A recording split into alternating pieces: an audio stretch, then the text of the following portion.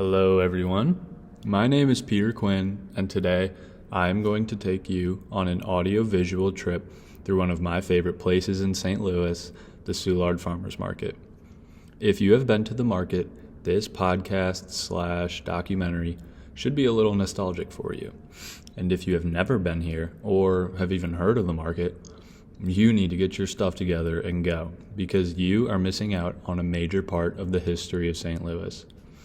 As a kid, my family used to visit the Soulard Farmers Market about once a month. I dreaded having to drive from our Chesterfield home to downtown St. Louis to walk around the market with my family. But when I was a kid, I never fully understood what the market meant to the residents and the city of Soulard as a whole. All I cared about was whether the old animal store, which sadly closed down, would let me hold their bunnies, or whether the mini donut stand was selling fresh donuts.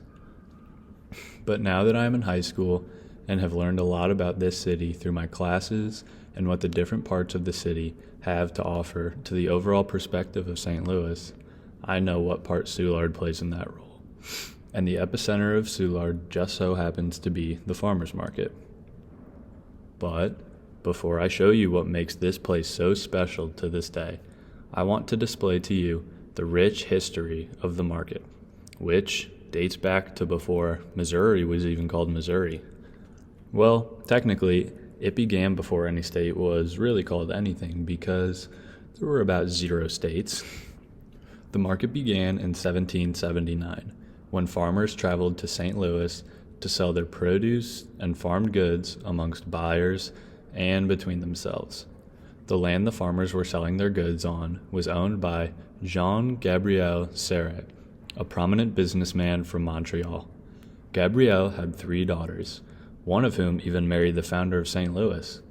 Another of his daughters, Julia, married Antoine Soulard, hence the name the Soulard Farmers Market, which is most important for the purpose of this project. When Gabriel passed away, he gave that plot of land down to Antoine, his son-in-law. When Antoine passed away in 1825, his wife Julia Soulard, Gabriel's daughter, was given the deed to this 122-acre area of land. In 1838, Julia donated 2 blocks of land for the sole purpose of setting up an official farmers market for the city of St. Louis in commemoration of her late husband and father. These 2 blocks of land are still, to this day, in the exact spot that Julia Soulard had given to the city almost 200 years ago, and have become a quote-unquote holy land for Soulard and the city of St. Louis as a whole. Walking through the farmers market feels like you are walking through time itself.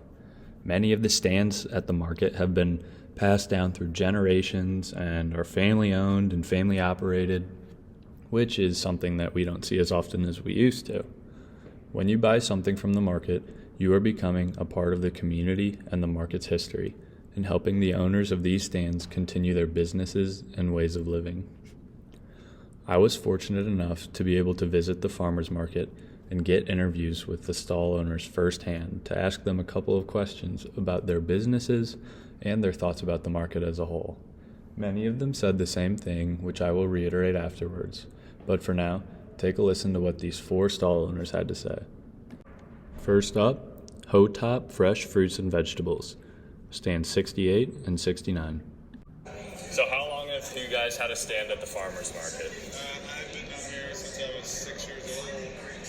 But I started my own stand down here when I was 21. I'm 52 right now, so 30 years. We've been down here. So your guys' stand is produce, correct? Yeah, we do all produce. Okay. What is your guys' favorite aspect about the farmers market? Just people. We got a lot of regular customers. And they're like our friends. I've had for 30 years. We get the same customers every week come out. We talk to them about their families. They talk to them about their families. Just, people. And what is a story of the farmers market that you think other people would love to hear?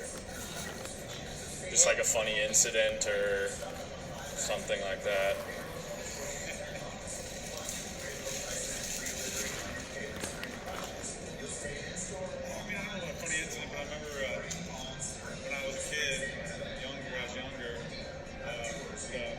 President Clinton, he wasn't president at the time, he was campaigning.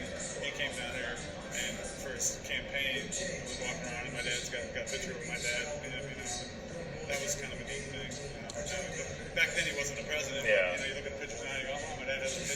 president, you know. And they were down there in the Soulard Market campaigning, I guess. And last question, why should people shop at the farmer's market rather than in some random grocery store? Well, part of the reason is we're all small businesses, so you're helping out small businesses, you know, and we always have the freshest stuff. Our stuff's fresher than grocery stuff. We get it and sell it the next day, or our farmers bring it in, we sell it the next day, where the grocery stores, they get it here, and then it goes there, then it goes there, you know, and they might sell it a week later after they get it. We usually sell our stuff the next day after we get the fresh stuff on the farm. Perfect, thank you. 6 years old. Wow. And pay close attention to what he said about his favorite aspect about the market and why people should shop at the market rather than in any random grocery store. You'll begin to see a theme. Next up is Steve's Produce, stands 77A and 79B. So, how long have you guys had a stand at the farmer's market? 35. What is your favorite aspect about the farmer's market?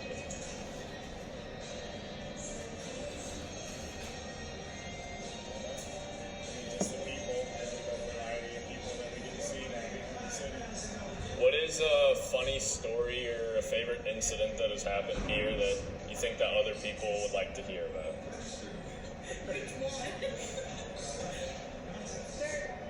Funny story or interesting? Interesting, it works as well. Met Bill Clinton down here when he was president, and we've had customers buy live chickens, and they got away, and they were here, and there's a chicken running around in the park for 2 weeks. Yeah, waking up all the neighbors, it was a rooster. Oh, okay. Last question. Why do you think people should shop at the farmer's market rather than any other grocery store? Well, I mean, obviously we have several farmers down here that grow local stuff, so that's a plus. And then even for us as a vendor, I mean, I'm a small vendor, so I get to pick like the items that I sell. I hand select the boxes of stuff that we're going to get, where grocery stores just get tractor trailer loads of stuff in, and they don't look at what they're selling. They just, so even the resellers, I think, have a little bit of an advantage over what you can get in the grocery store, and the pricing. Obviously, yeah, a lot cheaper. Perfect. Thank you guys. Oh, did you hear that? He said the same thing as the last owner. Small businesses are being supported. And the best part about the market is the people. It's almost like that's the sole purpose of the farmer's market. Also, he really hit the nail on the head about how grocery store products compare to the products at the farmer's market. His avocados were the best I've ever had. Coming up next is Soulard Spice Shop, which is located inside the market hall. Take a listen. So, what is the name of your guys' We are Soulard Spice Shop. We have this coffee and tea shop, and then the spices that are next door as well. That's us as Okay, perfect. And how long have you guys been at the farmer's market? So we were actually with the first leasees here in the farmers market when it was built in 1929. Okay. But the business itself has been in this neighborhood since 1914. Oh, nice. The owner's grandfather started the shop when he immigrated here from Germany. Okay, perfect. And what is your guys' favorite aspect about the market? My favorite aspect is how great the produce is, and the ability that you can get it for less money than at a grocery store. It's also really nice that you get such a wide variety of things that are available. Everything from candles to artisan breads and locally roasted coffees and fresh produce and that kind of stuff. So I guess it's the eclecticness of it and the affordability. Okay. And what is a story about the farmer's market that you find either interesting or funny that you think that other people should know about? I think what's interesting is that a lot of people probably don't know that this land was donated by the Soulard family. And this land is only to be used as a farmer's market. That's how it was gifted to the city of St. Louis. So if for some reason the market closed down, what would happen is they would either wait for somebody from the Soulard family to kind of claim the land, or it would just stay closed until the farmer's market reopened again. So I think that's awesome because there aren't big grocery stores usually in big metropolitan kind of cities, and so that's one of the things. It provides a grocery store type of a place for the neighborhood and the surrounding areas. Okay. And why do you think people should shop here rather than at a grocery store? Support local businesses, for sure. I know that a lot of times, the market's not open the same hours as the grocery stores are, so the convenience is a little bit less, but I think people enjoy, especially now, supporting local businesses because they know that money is going right back into the people that live in the community, and the supporting, let's say like the Soulard, they do Mardi Gras every year. Now they didn't get to do Mardi Gras this year, they did it virtually. So those businesses that are here, people come to the market, then they go to some of the restaurants and some of the bars. So it's a good community aspect of the market. Okay. Boom, another point for small businesses. And also, did I not hear that correctly? Or did she say 1914? If I'm right, that's only 10 years after the World's Fair. Yep, you heard me. 10 years after the hamburger, hot dog, peanut butter, iced tea, cotton candy, and ice cream cone were invented, just to name a few. And last, but certainly not least, is the Insera family fresh produce and eggs, stand 62 and 63. But fair warning, there was a little trimming done to this clip because he talked about bananas for about 4 minutes. Also, if you hear two voices, it's because he had his friend there with him, and he wanted to be in the interview as well. They were two of the nicest people I've ever met. Take a listen to what they had to say.